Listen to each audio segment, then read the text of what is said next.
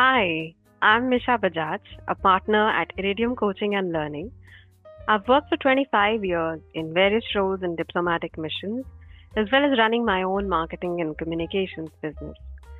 I'm an ICF PCC, a Marshall Goldsmith Stakeholder Centered Coach, a ProSci certified change management practitioner, and I'm also an international NLP trainer.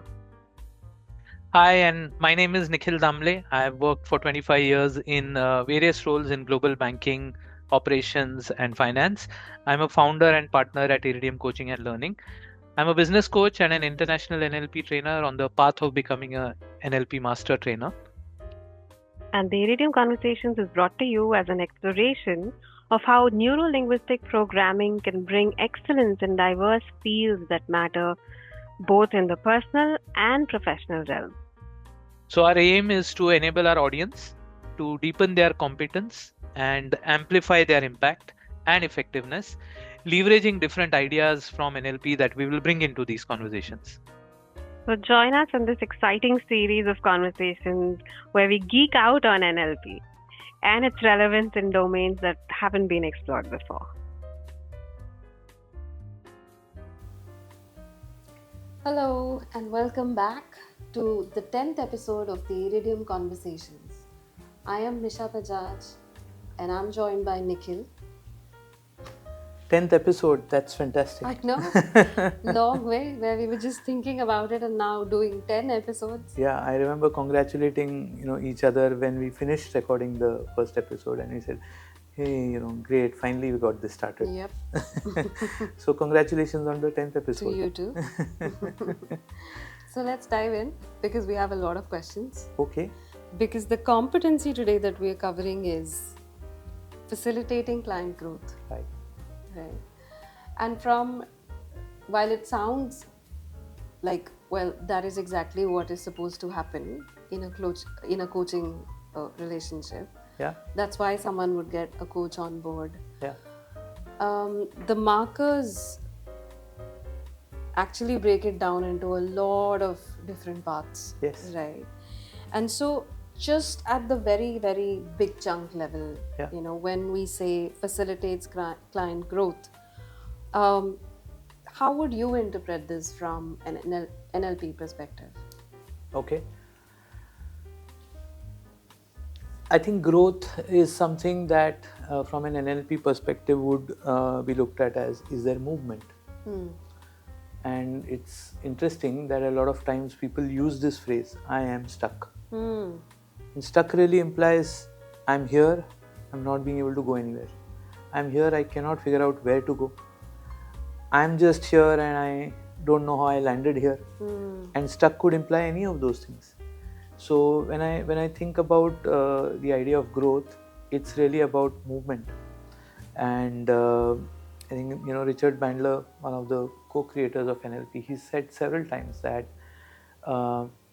if the conversation that you had with a person, or if the intervention that you had with a person, the least you hope for is that they end up better off than when they started speaking with you. And if that's happened, if the client feels that they are better off, then that's a good way to look at, has there been growth? Right? And I know that there are many more richer flavors of it, but in a very simple way, that's what would be growth, right? That there is some kind of a movement happening, there's some kind of a momentum getting created. Got it. And while we are at this thing about growth, in a coaching conversation, we come at a point where the client they've had some sort of a realization about their situation or an insight about the who or the what, like we spoke about in the last episode. How can NLP be useful in helping the client follow through with this awareness? And there are different stages where the awareness happens, because the whole conversation is an opportunity to generate awareness. We've spoken about that in the previous episode also. But think of it like, it's like a one small step at a time kind of a way that conversations typically go. Because when a client is looking to achieve a certain outcome, it's not like firing a rocket from this side that then goes and lands there, right? Um, but there are several series of smaller intermediate things that are happening in between, which the client might be unfamiliar with, uncomfortable with, embarrassed about, not sure, confused, feeling confident but wondering or doubting himself or herself. So therefore then growth is really one of the things that I do in chemistry conversations with clients is I assure them that, well, whatever you're already, we're not going to look at that because it's not broken. But can we add and expand to the range that you already have? Can we broaden your versatility a little bit? That might be a good way of looking at a frame of what these coaching conversations can do. So therefore then the growth is really about being able to enable smallest levels of growth in the conversation, which could mean that they're pondering over two things and wondering, which one might suit them, and helping them sort of work through, jog their way through that. Or it could be things that are lacking and they need to figure out and they're not sure. And then again, so really, this word catalyst comes to my mind, because a catalyst does that. Two different elements come together, metals, and they're forged through tremendous amount of heat. And what comes out on the other side is a much more stronger version than those two metals put together before. So how does this process of change, now growth is a nice sounding word, right? But anyone who goes to a gym will know it is very painful. To any kind of growth is very painful, which means I'm used to certain things. I'm having to push the boundaries of my comfort zone. I'm used to certain strengths. I'm having to develop those. I'm used to these beliefs and these ideas, but now I have to develop new ones. So relevance is something that's also fundamental to growth. But this kind of discomfort also comes along with it. It's part and parcel of the package. So in a way, what would facilitate growth for the client is also what's a way that an NLP trained coach can make this change smaller, easier, simpler, achievable, not daunting, frightening, because sometimes people have fantastic goals, ambitious goals, but then they get bogged down by that. So how to sort of make this journey forward, create that momentum, create that movement for themselves, while making it in a manner that doesn't break them, but gradually sort of helps them move forward.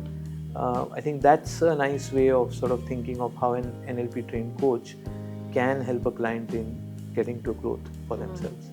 I like that growth is movement.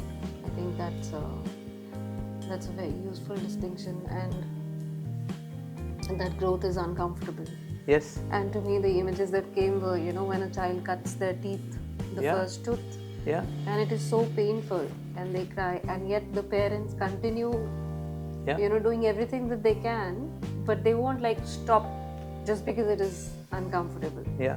It's perhaps a similar kind of a role that a coach is. That's a good parallel, right? Because you can't do anything on behalf of a child as a parent. Correct.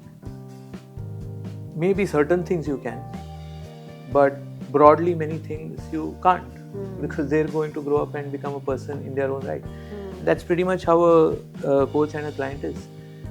That limited amount of time that the coach is available to the client is the amount of time available to make any kind of meaningful impact that helps the client grow. But if that's going to rob the client of their agency, that's not really growth. So being able to stay on this side of the fence, so to speak, but at the same time being able to provide that support, provide that reflective inquiry, like we say, provide that space or hold that space in which proverbially then the teeth can cut through, and that's uncomfortable, but the coach's presence there then makes it easier, comfortable for that change, and for the client to be able to go through that. And so that's another way to look at it. Right. And I'm going to bring in a very different idea now. However, again, that is very closely related to growth for the client. And it's these two terms that are constantly used in, all of the markers and all of the, most of the, competencies. the who and the what. Hmm. So when you hear the words who and what and growth, how would you relate them all, in a way that is useful for the client? That's a really nice question. And as you were saying that, the picture that came up, so growth is growth, and growth for the client, and growth for the client in terms of something personal or something professional is really a series of things happening. So it again ties back to movement, but also when this is happening, when this kind of a movement is happening, on one hand the client has come and said, I'm struggling with this, could you help me with that? So at one level, growth is about today, can the client figure out something that helps them overcome this? Now here's the nice thing that an NLP trained coach can do, because the way we are is nothing but a series of patterns. So our behaviors are a repetitive set of patterns. The way we speak is a repetitive set of patterns. So the opportunity for an NLP trained coach is to, work with the client and assist them in growing in this particular context today. However, the patterns are visible. And so anything that can be done to assist the client in becoming aware of this wider pattern that is at play, which happens to be the pattern which is running in this particular specific issue right now, means that they'll go back with having overcome or found an answer for this specific thing, but they'll probably also step back and think, how come I was being this way? Who am I being that this seems to be the recurring pattern of what's going on? Or what is it that's going on that seems to be developing into a pattern now? So the who and what, when you look at it from a perspective of growth, can be very specific to who am I being and what am I doing in this specific instance. But if I dial out and zoom out, then I'll be able to say that there's some similar pattern emerging out of other situations that have happened before. And so being able to help the client step back and reflect that, yes, let's say the purpose of this conversation is achieved. The client says, now I found an answer to the outcome I was looking for. And just adding another question saying, as you're thinking about this, what have you learned about the way you are? And do you see? So it then places a juxtaposition for the client where the client says, yeah, I can see that I'm this way here, but is it like that I'm this way somewhere else too? And that's again, now that there may not be an answer for that then and there in that conversation, but it leaves the client with a question which is open, an inquiry which they can feel free to sort of go deeper into. And that's another level. So there's multiple levels at which a conversation can happen when an NLP trained coach comes into the picture. Makes sense. And I want to pick up on the word movement once again, and I just want to look at it from another perspective, another angle perhaps. And that angle is that ICF asks coaches to work with, facilitate movement by way of taking into account resources, support, or potential barriers as well for the client. Right. And are there ideas in NLP that can help the coach achieve this? Yes. And I think we've spoken previously a little bit about well-formed outcomes. So let's look at it another way, right? That if movement is about outcomes, then outcomes have to be specific, right? There are so many ways in which people define SMART goals. But what's the end picture going to look like? Is that the way I have visualized my outcome to be? Would that be a satisfying thing to arrive at? And if those things are clear in terms of, let's call it the end result, then that's not just a stated statement, but it's like a very clear map that's been generated of, if all of these things are there and this is in place and then this has happened, then that I would consider as the achieving of my outcome. Then that starts making the client more and more aware of, then what are the resources I might need for that, right? And so when we think about the well-formed outcomes framework, that's a good way of first vivifying the outcome, making it so rich and vivid and grand that a person can really very clearly say, yeah, I need these things, those things, those things. So they start becoming very clearly connected with the direction they want to go in. They get very clear on resources that are already present. Because sometimes when we say, do you need any resources? The natural way of thinking is, let's look for the resources that are not there. Whereas there are some resources which might already be present.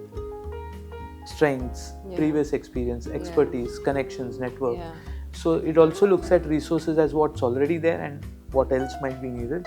But it also then takes into consideration things like balance, ecology, unintended consequences of the outcomes getting achieved. So that's something that can be factored in beforehand. And so all of this is then being taken into account, so that, the word that comes to my mind is, then it's a wholesome way or a well-balanced way of helping the client discover the outcomes. So and it's very specific as well, right? Because then it ends with what could be an immediate next step that the client can take, or what are the very clear actions that they see are necessary to make this outcome happen. So then that makes it for a very comprehensive way in which outcomes can be looked at, and the client can be assisted in that way.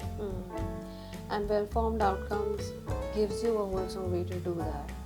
And my question is, how do you then help the client work out accountability for these outcomes? Right. And it again goes back to the sense of ownership. And to hold the client accountable means to, in the conversation, hold them accountable to act on the awareness that they've gained. So growth might sound great in a conversation, but after that there's some work to be put in. Absolutely. And so checking for congruence, checking for whether that's something that the client seems to be resonating with.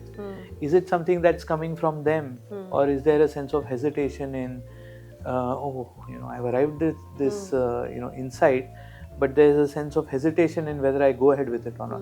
So picking up on these things means an NLP trained coach will be able to notice there is accountability or there isn't.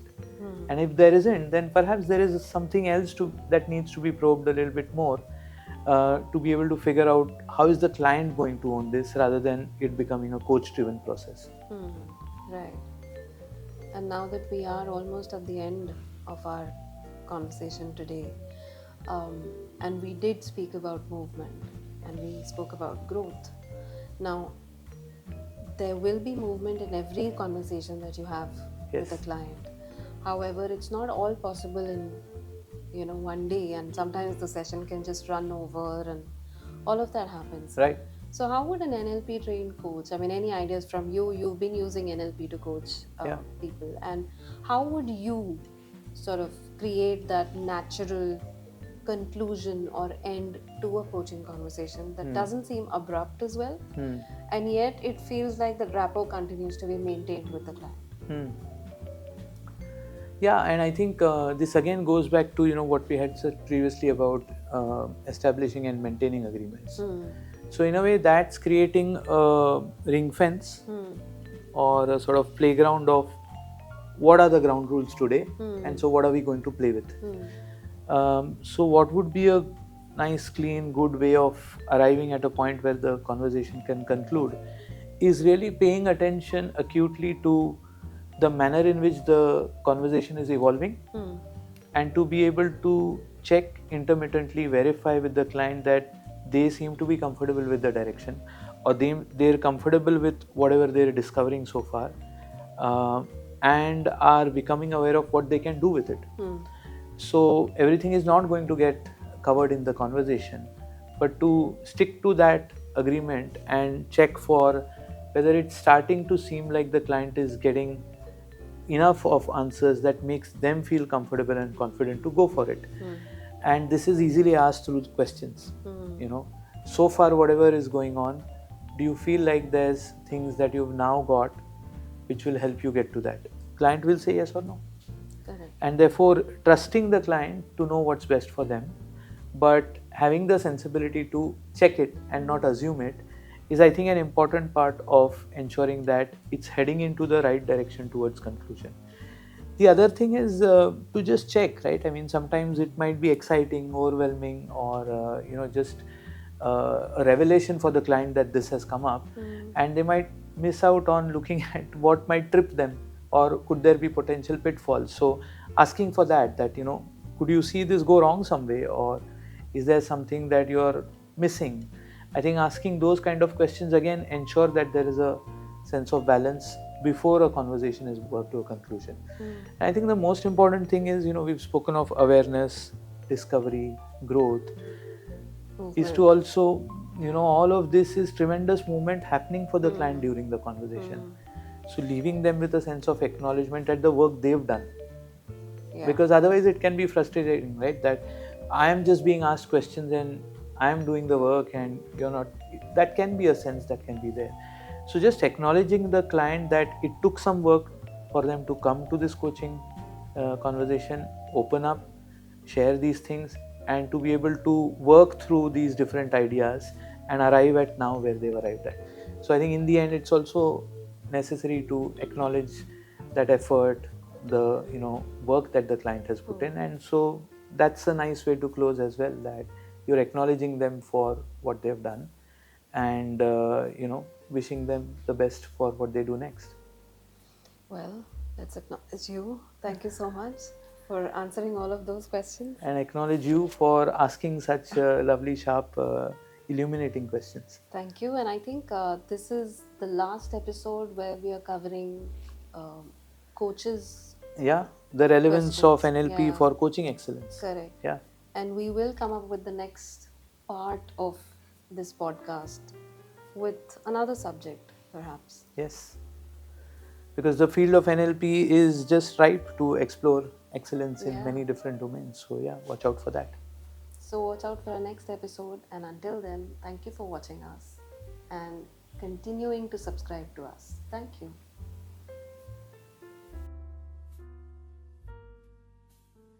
Thanks for tuning into today's episode. We hope you enjoyed the conversation and are taking away a few insights that you can put to practice and start playing with immediately. And also, we would urge you to spread the word and follow us on LinkedIn to know when the next episode's out. See you next time in the next episode as we continue the quest for coaching excellence. Thank you.